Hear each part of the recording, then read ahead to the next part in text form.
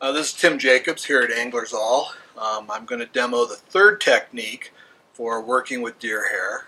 This is perhaps one of the more complex techniques, but this is what you use when you're doing any of your large deer hair bass bug type patterns, or you're looking to put a lot of density in your hair, like doing a big mouse pattern.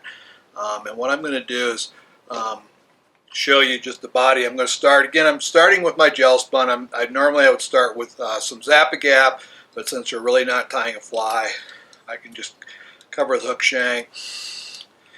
And so what we're going to do is we're going to do kind of a frog type colored pattern. I'm going to do a white belly, and this hair will be on the bottom, and then I'm going to do a combination of olive, black, and yellow on the back of the fly. And so let's go ahead and let's begin with the belly of the fly. We'll start with the white, and I'm going to clip a bunch of hair here, and just like we did in the other technique, I'm going to comb out the under fur. And if I'm tying, depending on what you're doing with the fly, you might stack it and use the tips for tails. In this particular demo, I'm not going to do that. I'm going to go ahead and just clip it as though I were tying a little topwater popper style fly. So again, same thing I did before. I'm going to put the hair in my hand like this. I'm going to turn it. I'm just going to clip the tips and the butts so I have a nice little bundle of hair like this. So I lay the hair in here at a 45-degree angle. I come in, I do 3 wraps of thread. Now what I want to do with this bundle of hair is I'm going to rotate it to the bottom of the hook shank. And you notice the trick to this is, if you notice right here, notice how just as I do a little bit of tension, you see how the hair is beginning to flare? Okay, that's the thread tension you want. Then you're just going to go ahead and rotate it to the bottom, put your thumb on top to keep it in place, and flare it.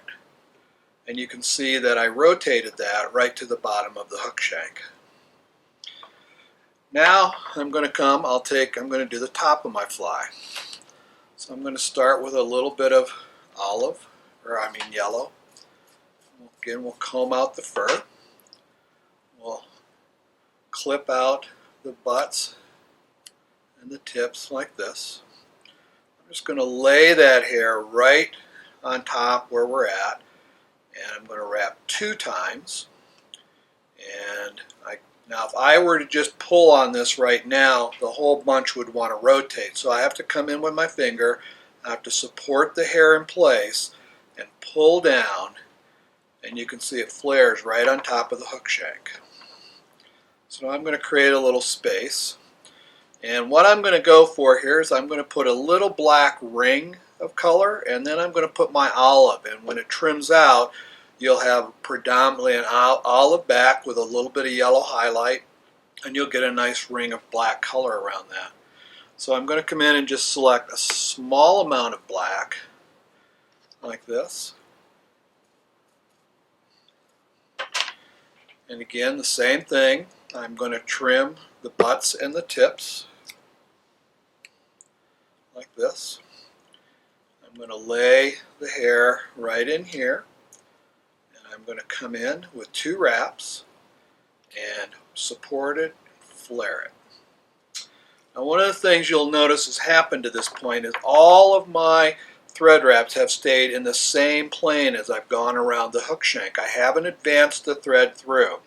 So if you think about where I'm at this point, I started with 3 wraps of thread. Sitting on top of that with the yellow is 2 more wraps of thread. Sitting on top of that with the black is 2 more wraps of thread. So that's why I pay attention to my thread wraps. And it's why I like the gel spun thread, because I don't need as many wraps for the string. So pay attention to, as you wrap thread, keep in mind all those wraps are going in the same plane and they're going to end up being stacked. So now I come in with my more dominant color on the back, which is this olive hair right here.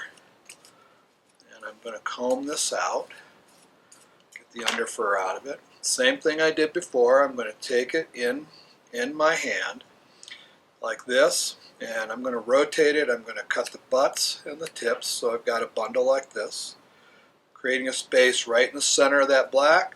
I lay the hair in here. I'm going to come, and I'm going to get 2 wraps. I support it, and I'm going to flare it in place. And on this wrap, I'm going to really go with as much thread tension as I possibly can get and hold it for a second to really help that thread tighten down on all that hair. What I like about gel spun is gel spun will begin to cut the individual hairs just before the thread itself will break. So if you pull too hard, you'll start to feel a few of the hairs pop, and that's the point where you want to stop and back off. So now I've got this bunch here. Now on an actual deer hair fly, I would come forward, give my thread some tension, I would come forward, and I would repeat that process. But for the sake of the demo here, we'll just stop at this point and do a quick tie off here. Now, when I come in here and I do a quick scissor clip on it,